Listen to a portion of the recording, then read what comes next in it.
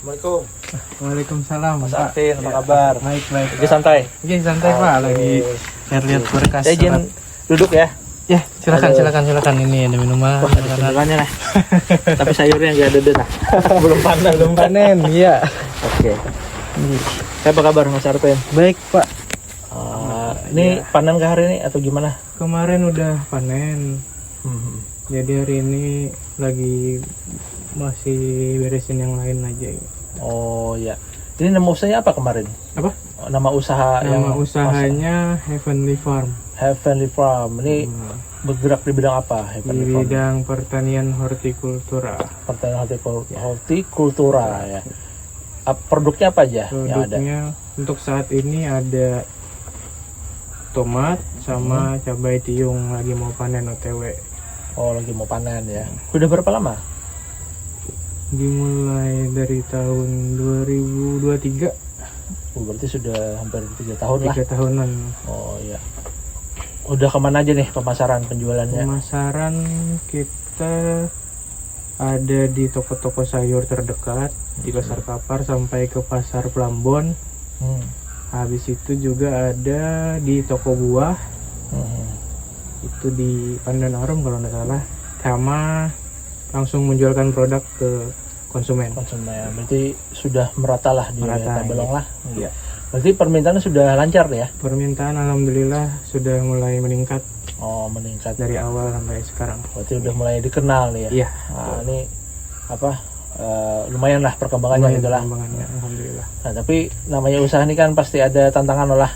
Ya. Ada di baliknya tuh ya ujian-ujian lah. Nah, ya, mungkin betul, Mas Arvin ini apa nih yang dirasakan tantangannya menjalankan usaha sayuran ini ya, sayuran hortikultura ini? Nah. Tantangannya untuk saat ini sih ada di bagian kayak cari tenaga kerja. Dimana kalau tenaga kerja pertanian ibaratnya saya sebagai pendatang baru dan milenial juga agak sulit koneksinya sama petani-petani yang senior. Betul. Jadi agak susah nih ketemunya tenaga kerja yang kira-kira bisa diajak kerja sama di kebun Heavenly di sini gitu. Jadi situlah letak kesulitannya. Oh, berarti tenaga kerja ini sulit dicari gitu sulit ya? Sulit dicari katanya. Yang ada apa masalahnya? Yang sudah kalau Mas yang Arvin rekrut nih? Yang ada sudah pernah ini kadang-kadang tidak sesuai kayak apa yang kita mau. Misalnya disuruh kerjakan A sampai B, dikerjakannya cuma A aja gitu. Tidak detail gitu, tidak profesional gitu, tidak sesuai sama ibaratnya modal yang dikeluarkan dengan hasilnya gitu. Maksudnya modal dikeluarkan itu gajinya? Oh, berarti digaji segini hasilnya tidak sesuai ya. Oh iya. Jadi maunya kerjanya enak gitu kan. Gajinya tinggi gitu kan. Iya. Artinya tidak baliknya kurang lah. Kurang. Ya. Ini ke usahanya Mas Arvin sendiri apa dampaknya karyawan kayak gini? Menghambat produktivitas si tanamannya sih, misalnya contoh kayak ada rumput gulma ya, kalau kita bisa bilang. Kalau gulma kan kalau nggak dicabutin, kebetulan di Heavenly tidak pakai semprot herbisida, jadi dicabut manual. Kalau rumput itu tidak dicabut, dampaknya nutrisi dari tanaman bisa kebagi sama si rumput gulma tersebut, jadinya tanamannya jadi kurang bagus Pak. Iya. Berarti kemungkinan tanamannya ini kada sesuai standar atau panennya tidak tercapai lah gitu lah. Kurang kualitasnya, kurang produktivitasnya. Kurang. Oke, iya. Tapi dari Mas Arvin sendiri selama ini apa solusi yang Mas Arvin ambil untuk mengatasi masalah karyawan?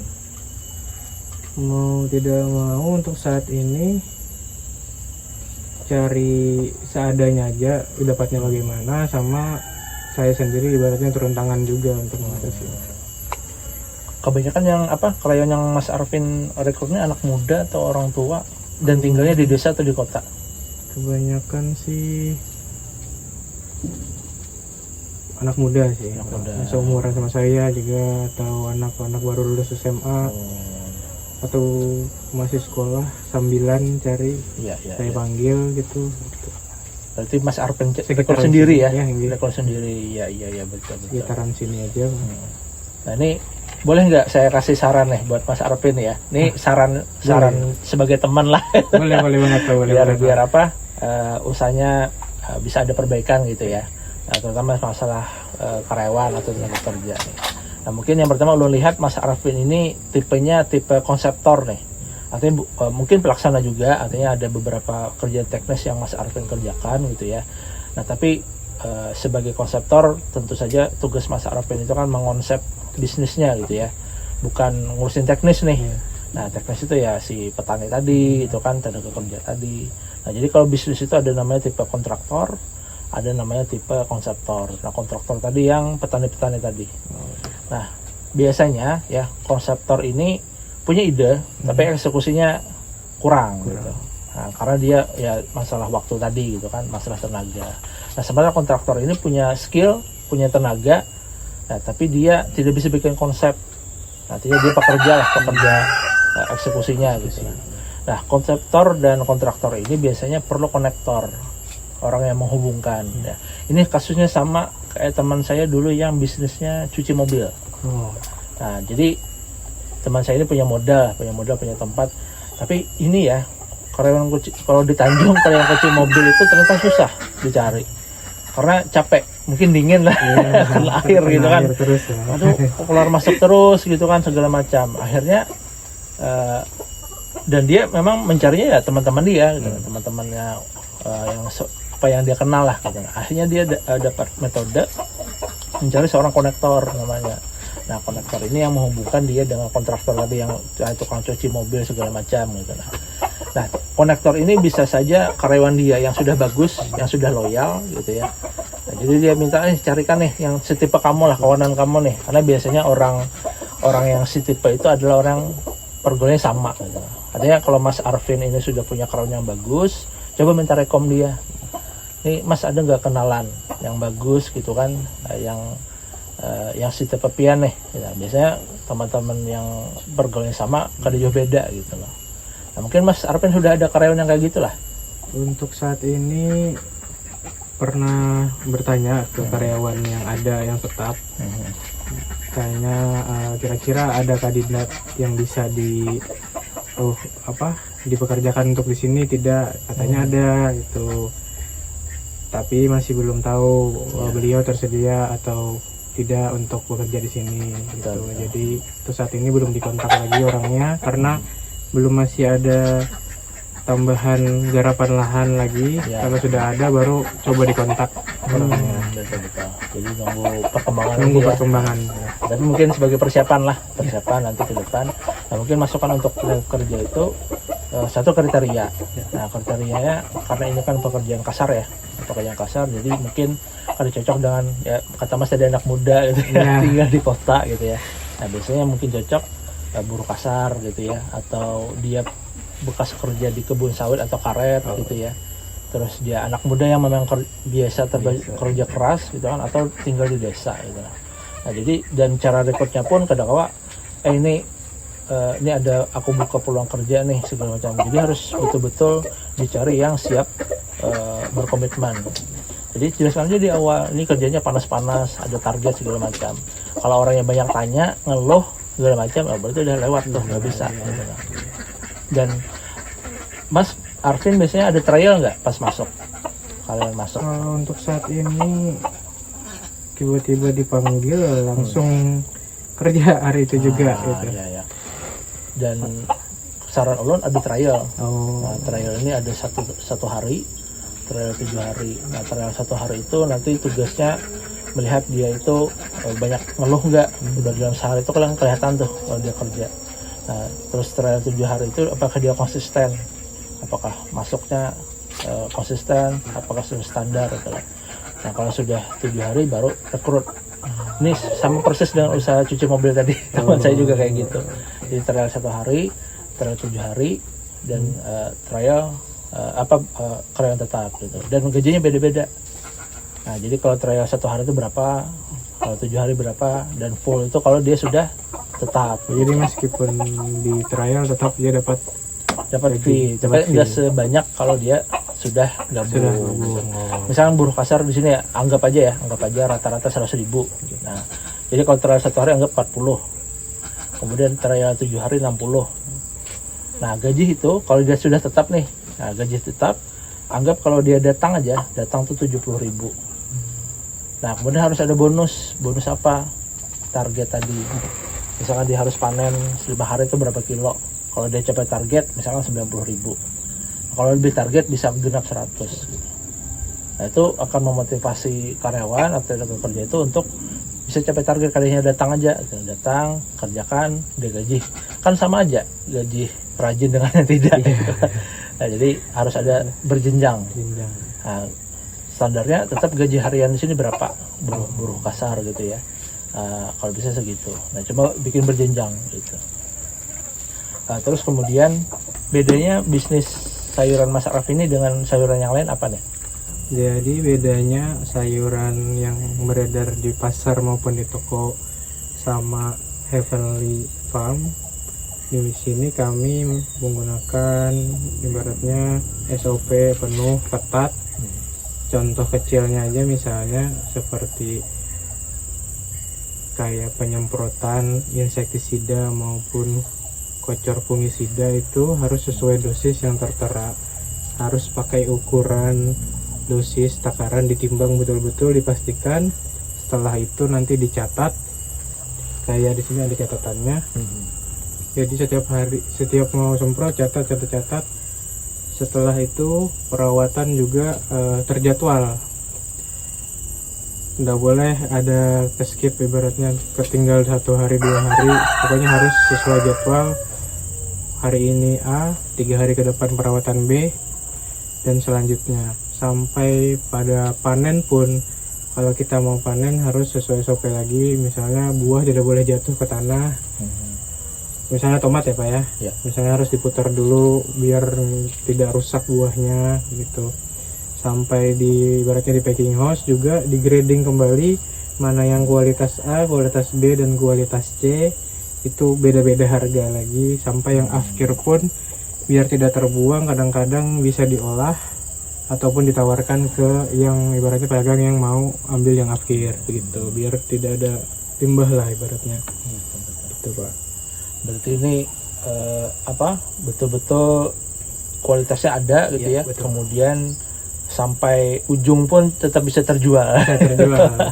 Tidak ada sia-sia. Iya. Selain Heavenly juga ada bedanya sama sayuran pasar. Satu, kalau sayuran di luar sana kan ibaratnya jarang ada yang pakai yang packing small pack yang kecil untuk kayak di rumah gitu, sekali pakai, maksudnya sekali pakai sedikit lah pokoknya. Dikemas di dalam styrofoam gitu, dikasih wrapping, dikasih sama tambahan pengawet alami. Jadi ketahanan produknya panjang gitu. Bisa tahan berapa hari Kalonya di suhu ruang itu sekitar 7 hari lebih. Tergantung sayur apa lagi nih Pak. Misalnya paling tidak rata-ratanya lah 2 kali atau 3 kali masanya bertambah.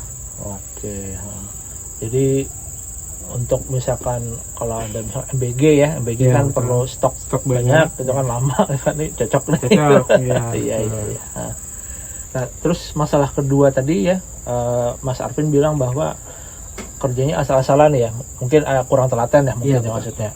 Jadi kasih tahu ternyata nggak sesuai gitu ya. Akhirnya nggak jelas lah kerjaannya, tapi gajinya minta tinggi gitu kan. Nah, ini dari segi bisnis itu nanti akan mempengaruhi modal yang kita keluarkan gitu ya, terus pemasukan yang kita dapatkan. Nah, jadi nanti Mas Arvin perlu bikin SOP karyawan gitu ya, terkait kegiatan panen ini.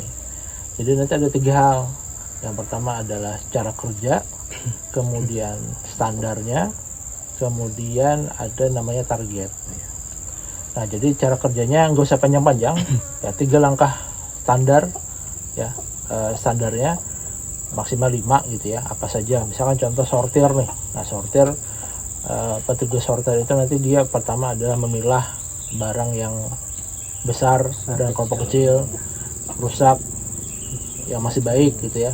Itu contoh tugas cara kerjanya. Standarnya harus ada. Dari standarnya misalkan besar itu ukurnya berapa, kecil ukuran berapa gitu. Rusak itu seperti apa, yang bagus itu seperti itu, standar namanya. Nah yang terakhir target. Nah target ini hitung dari model yang dikeluarkan dan target omset gitu loh. Kalian belajar ya di manajemen keuangan gitu ya.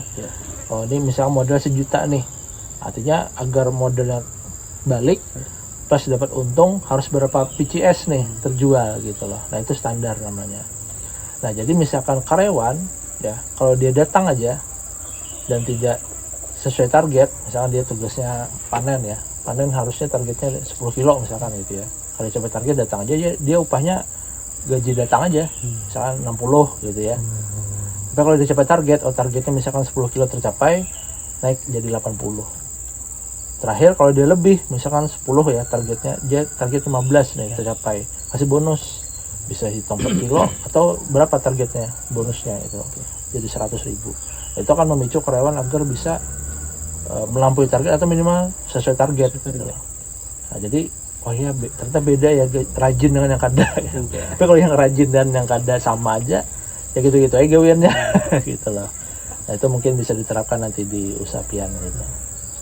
Nah yang terakhir presentasi usaha. Nah presentasi usaha ini nanti pian perlu melihat pembagian hasil omset ketika panen. Misalkan omset pian 1 juta nih per minggu ya, per minggu 1 juta. Dilihat tuh ada 3, operasional, gaji, sama untungnya atau profit gitu loh. Operasional itu kayak bibit, pupuk, dan segala bahan, segala macam. Operasional itu maksimal 40%, 40-50%. Gaji idealnya 20-30%. Profit 20 sampai maksimal 30%. Nah jadi misalkan operasional nih untuk pupuk, bibit, dan segala macam ternyata 600.000 nih dari omset 1 juta, berarti harus ada yang diefisiensikan, dikurangi. Sama gaji, karena kita ingin membagikan karyawan gitu ya, gajinya jor-joran, bonusnya jor-joran, ternyata lebih 30%. Nah itu juga harus diatur gitu. Nah profit juga penting, ya, jangan terlalu banyak dan jangan terlalu sedikit gitu ya, 20-30% lah dari profit kita per bulan. Nah Mas Arvin, kalau yang warga atau masyarakat mau order produk Mas nih, sayuran dari Mas Arvin, itu caranya gimana? Caranya salah satunya bisa langsung hubungi Instagram kami di Heavenly Farm underscore Heavenly _farm itu Instagram. Kalau WA bisnis bisa di 08 58 22 45 2222 sampai 4 kali. Ini kami taruh di bawah sini ya. WA sama Instagram itu. Mas Arvin kan selama kalau nggak salah 5 bulan ya, 5 bulan sudah didampingi di Adul Hospital School. Menurut Mas Arvin apa aja nih yang sudah didapat nih untuk perkembangan usaha Mas Arvin di Adul Hospital School? Salah satunya yang paling penting yang saya dapat masalah kayak perhitungan HPP, arus kas, sama omset. Karena sebelumnya saya belum pernah mencatat semua hal itu, jadi semuanya berantakan banget. Jadi dengan adanya bimbel tersebut, jadinya lebih rapi, terdata. Nggak ada lagi data yang hilang, ini kemarin nih berapa, jadi nggak bingung lagi. Mau makan pentol, makan bakso, bocor ya.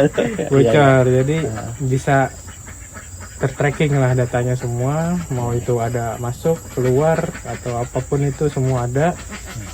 Habis itu juga tentang masalah tenaga kerja yang tadi disampaikan juga sangat-sangat membantu, yang dimana saya sebelumnya belum ngerti nih, tahu cara ngerekrut orang bagaimana, biar pegawai itu betah bagaimana.